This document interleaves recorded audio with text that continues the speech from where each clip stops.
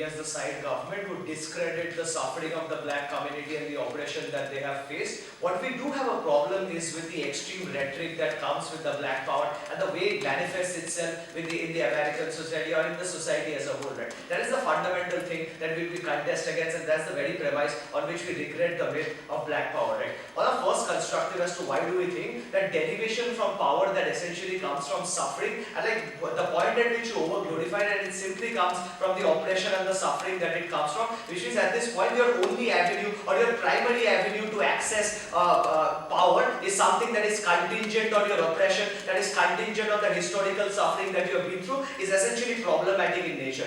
What it essentially does, it cuts down other avenues for you to essentially access power, or essentially to open up multiple perspectives from which this black individual can essentially derive power from. What do we essentially mean by this? This essentially means that it restricts actual meritocracy from essentially manifesting itself in the black community as a whole. That is to say that look, when people like Neil deGrasse Tyson, who's one of the greatest astrophysicists that the world has seen, the very fact that he did have an Ivy League education and went on to make groundbreaking researches in astrophysics, even Neil deGrasse Tyson would essentially be seen from an optics of like he has suffered, or like from a sympathetic optics, which essentially which essentially tells you that society will always view this individual from a sympathetic optics. That is, now the fact that you have like essentially a black individual takes away the very fact that society can essentially like tag you with the meritocracy that you essentially deserve on the 6 minutes, or the meritocracy that you essentially deserve, which means it takes away the greater credit of like Neil deGrasse Tyson essentially establishing those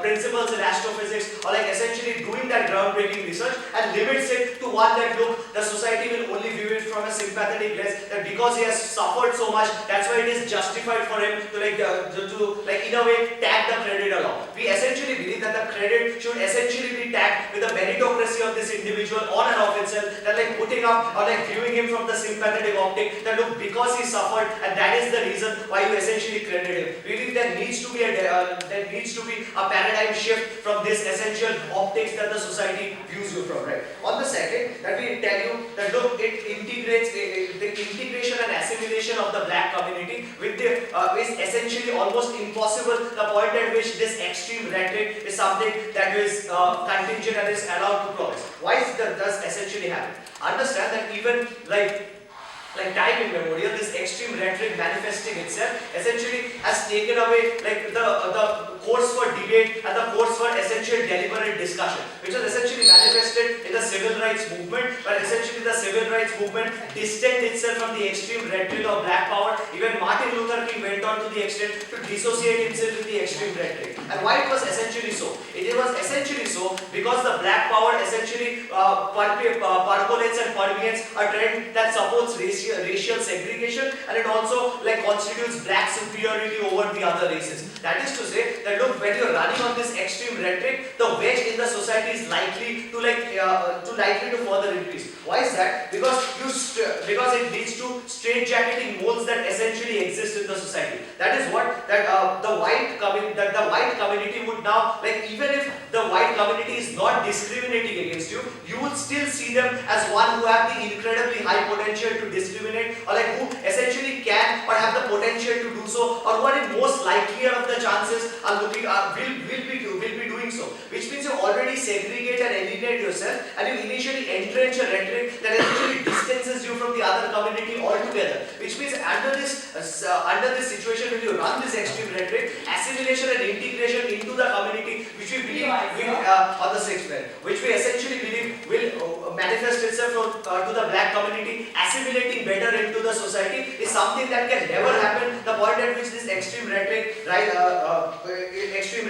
will essentially like percolate and permeate in the society, which essentially means that at this point of time, any kind of debate or deliberation or discourse that can essentially lead to a constructive change is something that is greatly negated and clamped down on their side. The point at which you always see them from the optics of the oppressor, that is, you always see them from one who have the highest potential of causing tangible harm on you. At this point of time, any kind of constructive deliberation is something that greatly clamps down on their side of the house when they always run this extreme rhetoric, and the wedge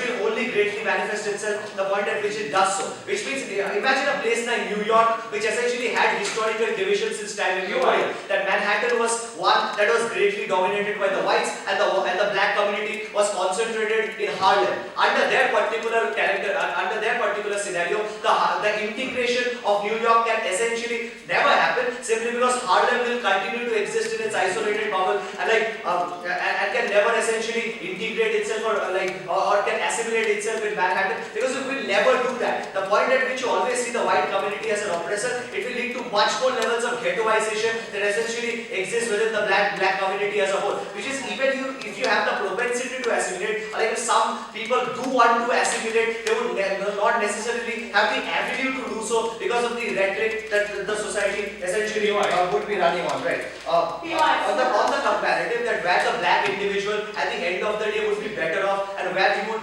be better assimilated in the society, right? The problem that we have with the fundamental rhetoric and the extreme rhetoric of black power that essentially permeates, that tags your individual meritocracy to the suffering that you have done, and will always view you from a sympathetic optics. I have told you that's problematic in nature. The simple ripple down effect of it, you always view them from the lens of the oppressor. At this point of time, any kind of deliberation or discourse is something that's unlikely to happen under this rhetoric, which has got historical evidences of the civil rights movements distancing itself from this extreme rhetoric to begin with. Which means, at this point of time, at the end of the day, if we are to argue that where is the black individual better off, is better off assimilated and well integrated into the society, that essentially should be the ultimate end goal, right? At this point of time, end goal is better achieved on our side when you essentially regret this extreme rhetoric to the point at which you generally view them as any other individual who can rise up the ranks to their own merit, and who can essentially have the propensity and the avenue to assimilate with other sections of the society based on which they do so. At this point of time, we better understand that assimilation is much more likely to occur on our side of the house, the point at which you do not support this extreme rhetoric from existing in the society, and the